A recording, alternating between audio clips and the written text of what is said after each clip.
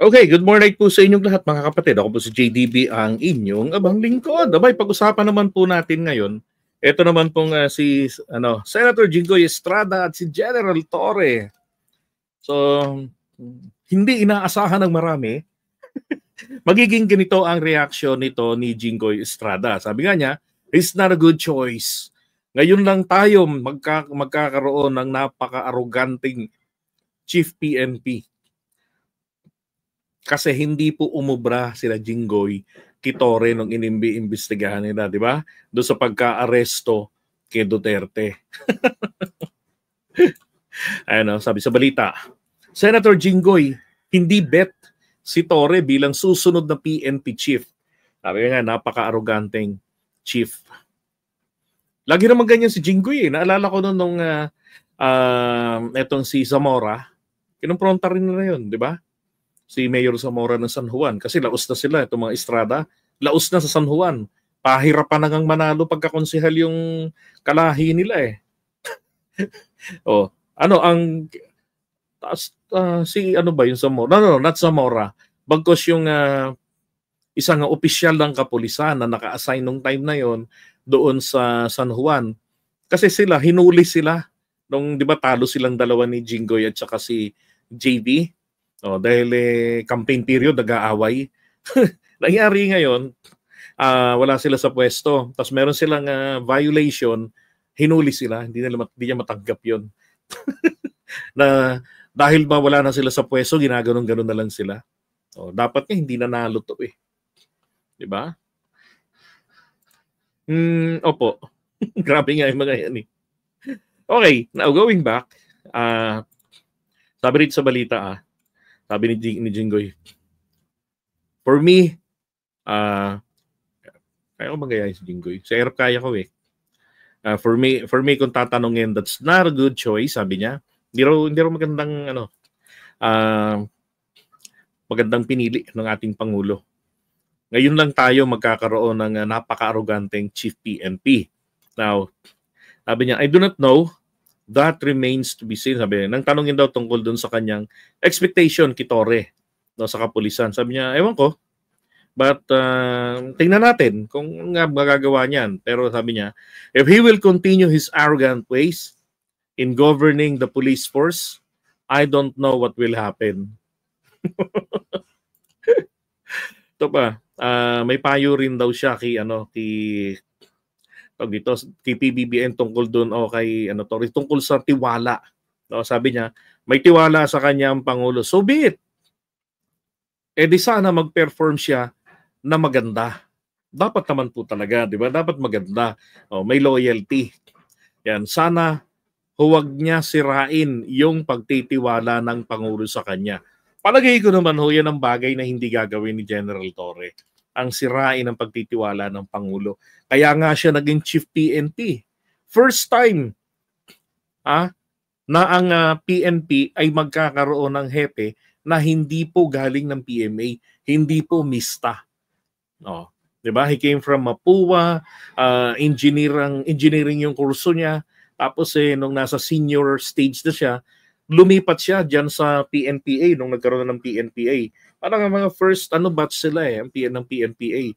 Kasi nung yung graduate niya, high school pa lang ako noon eh. But I already heard na meron na pong Philippine National Police Academy. And then nung mid 90s, yung kapatid ko, yung criminology, yung sharpshooter, meron siyang mga kaklase na anak nila General Racal, yung mga naririnig ko ng mga kaklase niya, mga miso kasama niya rito sa bahay, no.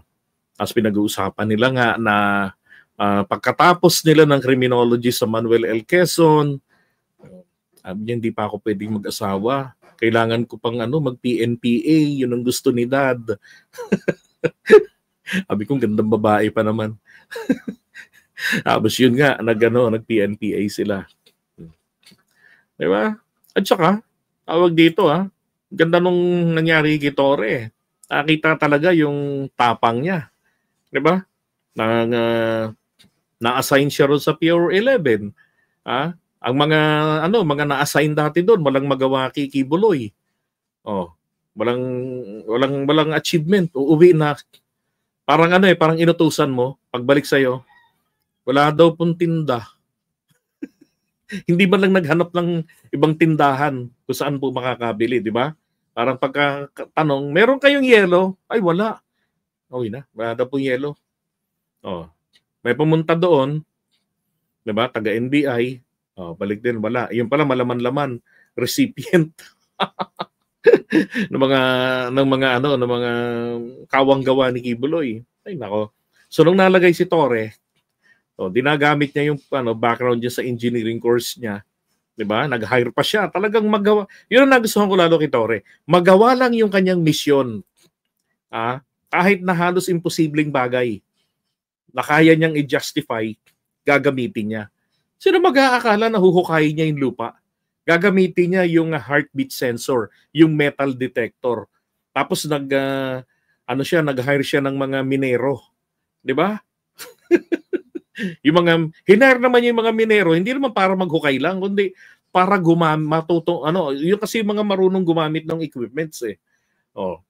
Eh ang ginawa nila dahil nga yung kampo ni Kibuloy para palang lungga ng mga langgam o ng mga anay, maraming tunnel, 'di ba? Kaya lang sukul na sila dahil lahat-lahat na eh. Hanggang sa yun na, bigla nang lumabas na si Kibuloy, suko na, ganyan. Hindi lang hinarap kay Torre, di ba? Dinaan na lang ng drama. Kasi grabing kahihiyan pa at ang hirap nilang i-justify na nahagilap ang Diyos ng Davao City, nahagilap ni Torre. Hindi umubra sa mga equipment, di ba? Mauubos ang lugar eh. Tapos ito naman kay Duterte, kadali-dali niyang nahuli. Di ba? Yung talino, sinong mag-aakala na ilik nila yung warrant of arrest, matataranta si Digong.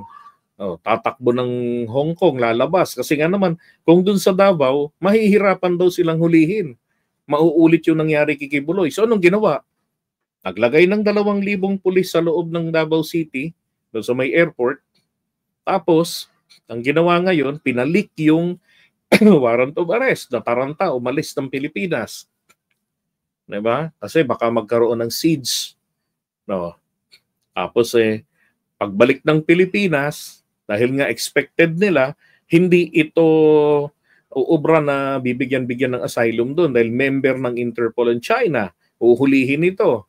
So, di ba? Lahat ng ina-expect nila ng plano, nangyari, natrap si Duterte. So, hindi mo pa ba pipiliin yung ganong klase ng tao, di ba? Pagdating sa paninindigan, yung loyalty niya talaga. So, tama rin naman, may batas naman. Nang huli si Torre, mayroon namang warrant of arrest. Kaya nga sabi ko impression ko sa kanya, kay General Torre, kapag merong warrant of arrest na hawak siya, humanda ka. Di ba? Tapos meron pa siya, nahuli, parang 20 katao yata yun, o 30 katao. In 24 hours, nahuli nila. May mga warrant of arrest. Diba? Saan ka pa? Diba? Na kailangan. Mga ganyang klase. Ito lang yung tanong ko po sa inyo, mga kapatid. Siguro naman napapansin nyo na parang kinokontra, kinakalaban ni Jinggoy ang ating presidente. What do you think? Diba? Dapat nga matuwa sa pagkakatalaga rito. Dapat galang niya yung choice ng Pangulo natin. Diba?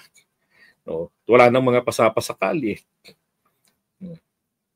Alam nyo, ako, to be honest with you, kaya nakikita ko rito na nagiging ganyan si Jinggoy. Kasi, bakit ka tipong parang kinakalaban niya si PBBM, kinukontra niya, di ba? Nakita ko rito, mukhang inilalayo na ni Jinggoy ang kanyang sarili sa mga Marcos. Sa mga Marcos supporters na nakasuporta sa ating Pangulo. Kasi sa aminin natin sa totoo, hati-hati na po ang mga Marcos loyalist. Diba? Yung ibang mga Marcos loyalist nandun na sa mga Duterte. Nabitbit na kung nasaan si Amy, nandun na. Katulad yung mga nagproklama-proklama ng pagbawi ng suporta kay PBBM, wala yan, ginawa na nila yan noong 2022 pa lang eh. Late 2022, early 2023. Inulit-ulit lang nila yan ngayon. Para lang meron lang silang eksena. Siguro baka may pondo. Diba? Drinama na lang na nagbawi sila. Diyos ko po, wala man lang nabalita na maraming mga Marcos loyalists na nasa labas ng restaurant na yun, na, di ba? Na naging berde yung lugar, no, sama-sama sila, and then through the representatives, dineklara sa loob ng Max restaurant yung pagbawi. So diyan sa ginagawang niya ni Jinggoy na lumalayo na sa ating Pangulo, no? At hindi na rin niya inaalala na baka hindi na po siya suportahan ng mga Marcos loyalist. 'Di ba? Kahit nasa ngalan na lang ng tatay niya. Well, naniniwala ako na kaya ganyan, it's because meron pa siyang kinakapitan. Meron pa silang Amy Marcos na nakahatak din ng mga Marcos loyalist, na sinusunod pa din ng ibang mga Marcos loyalist, na meron pa din pong pag-asa si Jinggoy na masuportahan ng Solid North. Dahil nakita nila, di ba, nung nakaraang eleksyon, at the very least moment, ginawa ni Amy, siniraan si Abalos, na ang dating kung iisipin nyo, si Abalos ang nandadaya ng halalan. Kasi kapag binasa yung mga balotang isinubo, kahit hindi binoto raw si Abalos, Abalos daw lumalabas. Sa dami ng pangalan na lumitaw doon sa resibo, bakit Abalos lang ang minensyon ni Amy? Tapos sabi ba natin, ewan ko nga ba eh. Ang purpose po noon ay para ma-feel ng mga loyalista na kakaawa naman si Manang. Dinadaya na. Hindi na fair and square ang laban, dinadaya na ni Abalos. And then ang mga Ilocano rin, 'di ba? Awa rin sa kanya. Kaisa-isang Ilocanang senadora, 'di ba? So, di last minute nagbago ng isipan ni number 1 ng Solid North. 2 million votes mahigit ang binigay sa kanya. Tapos, same people na nagsasabing they support the president, they love the president. So yan rin po yung inaasahan ni Jinggoy dyan. Amy could draw votes for him this 2022.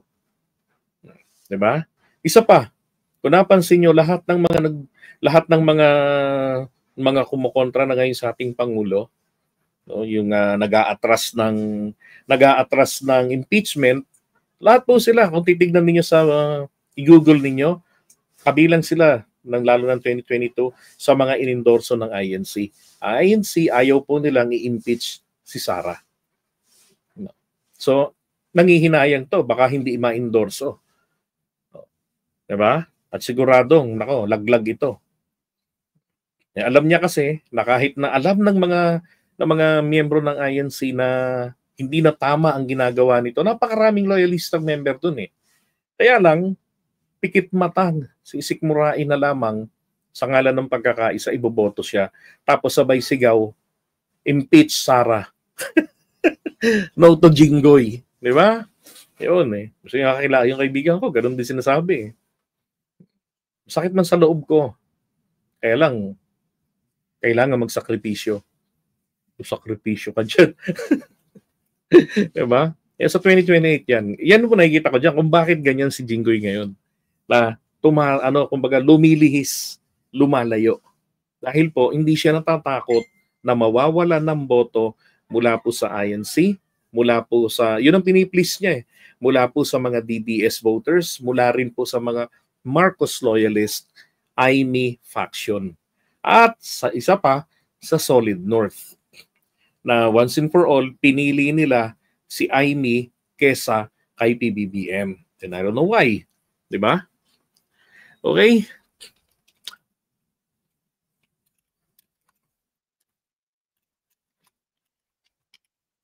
Well, I totally agree. Black Tiger. Tingnan natin sa 2028, di ba? Magkakaalaman dyan sa 2028.